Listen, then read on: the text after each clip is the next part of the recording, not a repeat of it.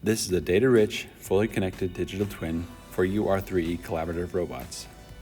This AR experience provides a programming interface that is much easier to use and more intuitive than other, more traditional methods.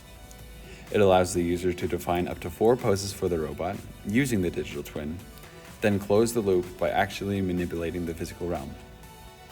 The programming is done simply by using sliders to manipulate the rotation of each of the 6 joints, thus forming a new pose. This AR experience is a novel approach to robot programming and is designed to help students or inexperienced robotics technicians learn how to create kinematic programs for industrial robots.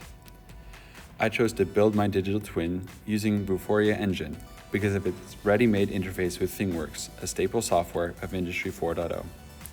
It allowed me to easily bind data from the physical robot and create my data-rich, closed-loop digital twin.